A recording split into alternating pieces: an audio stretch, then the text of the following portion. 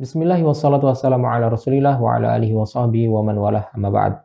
Allah Subhanahu wa taala telah mensyariatkan kepada kita apa yang harus kita lakukan terhadap daging kurban yang disembelih di hari raya, yaitu untuk dimakan, disedekahkan dan juga dihadiahkan.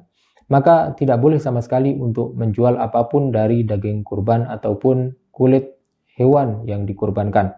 Sebagaimana diriwayatkan oleh sahabat Ali bin Abi Thalib radhiyallahu anhu bahwasanya beliau berkata, "Amarani Rasulullah sallallahu alaihi wasallam an aquma ala budni wa an atasaddaqa bilahmiha wa ajillatiha wa an la u'til jazara minha."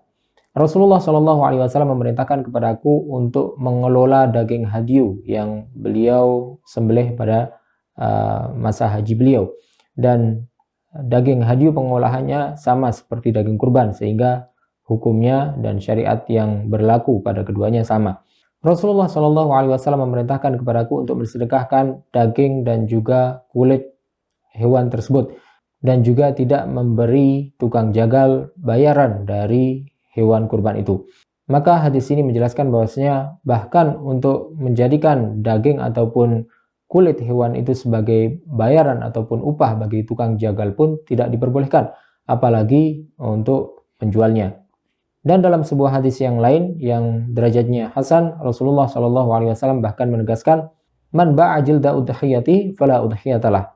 Barang siapa yang menjual kulit daging kurbannya, maka dia tidak mendapatkan pahala kurban. Maka hadis ini juga lebih jelas lagi bahwasanya tidak diperbolehkan untuk menjual kulit daging kurban. Apa yang perlu kita lakukan terhadap kulit yang mungkin sebagian besar orang tidak menggunakannya ataupun kesulitan ataupun tidak mau untuk mengolahnya?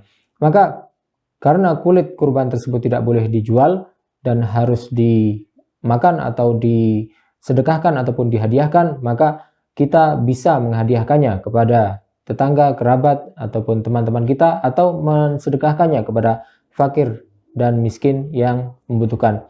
Jika mereka tidak berminat untuk mengolahnya, tidak berminat untuk memakannya misalnya, maka tidak mengapa jika mereka orang-orang yang menerima sedekah ataupun hadiah itu untuk menjualnya kembali.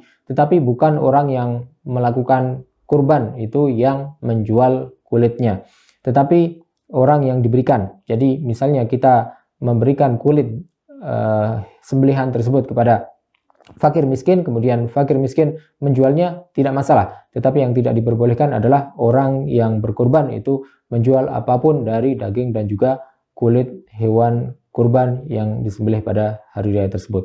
Wallahu taala alam wa sallallahu wasallam wa baraka ala sayyidina Muhammadin wa ala alihi wa sahbihi ajma'in.